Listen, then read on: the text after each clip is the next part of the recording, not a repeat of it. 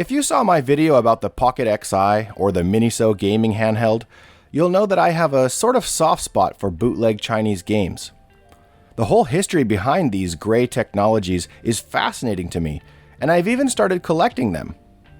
On a recent trip to China, I picked up my first famiclone system, as well as a few games. So let's check it out.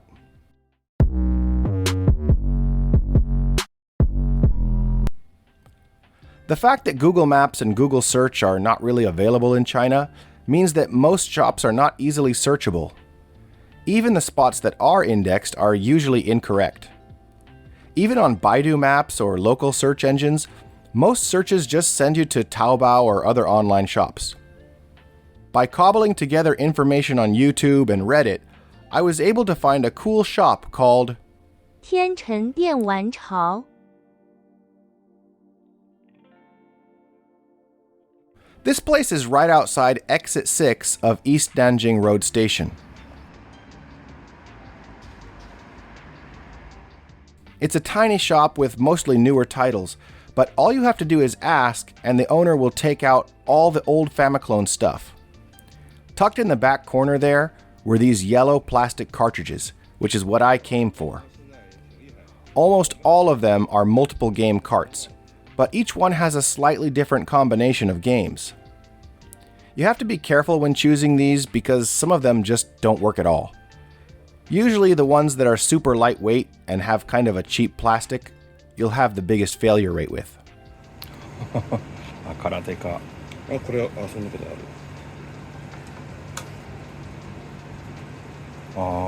る。Of course, my journey to buy Chinese bootleg games wouldn't be complete without a console to play them on. Now, what I really wanted was a Subor SB926, the one with Jackie Chan on the front. 望子成龙，小霸王，小霸王学习机。 Instead, I got sort of a knockoff of a knockoff. In the 90s and 2000s, video games were considered a social ill in China, with the state calling them electronic drugs and spiritual opiates, which would make me more interested in playing them. But the state tightly regulated games, so manufacturers started making game consoles look more like computers and claiming that their main purpose was education.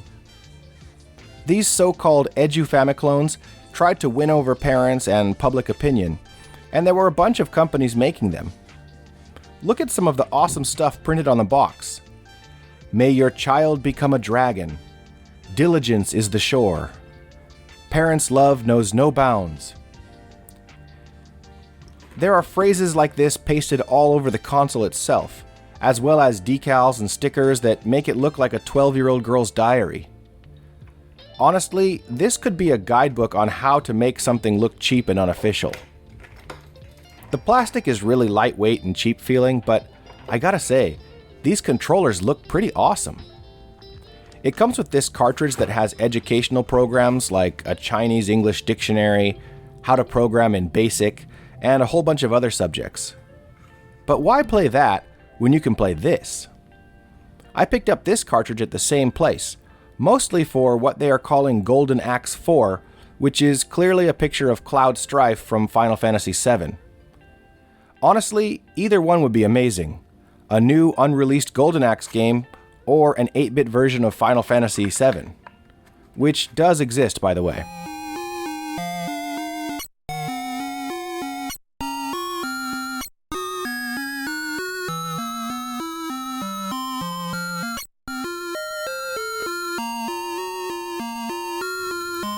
I'm also eager to try out this cartridge.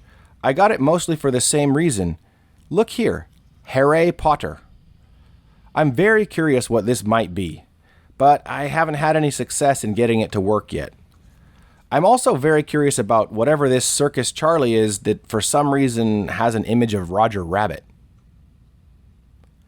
I've got several things against me here though. The first being that this is in PAL, whereas Japanese TVs are running NTSC. I can probably fix that by running it through an upscaler, but the second problem is the power. This thing is made for Chinese outlets, which put out 220 volts at 50 Hz, but my Japanese outlet puts out only 100 volts at 60 Hz.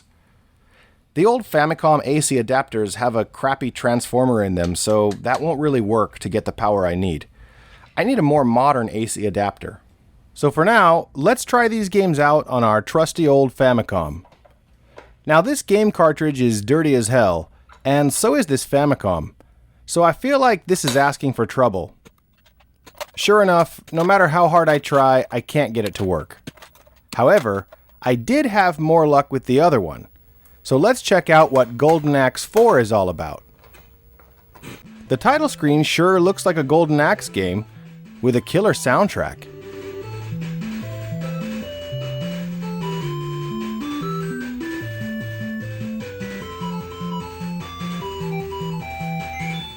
And it sort of looks like a Golden Axe game. I mean, at least he has an axe.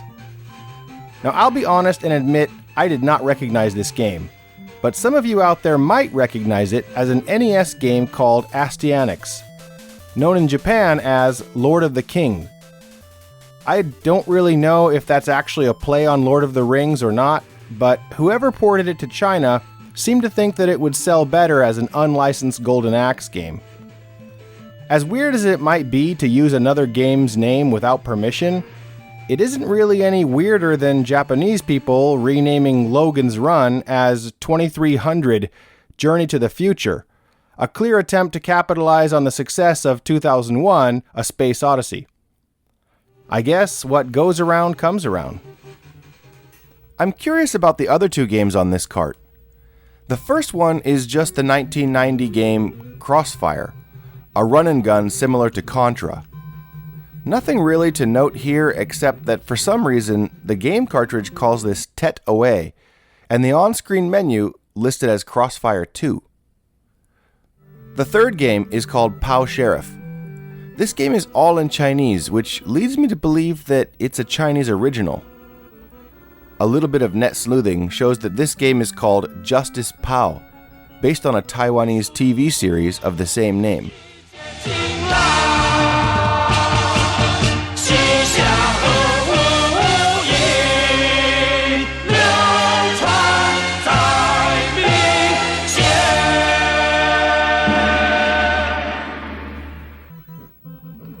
For an unlicensed game, I have to say I'm really impressed with the quality.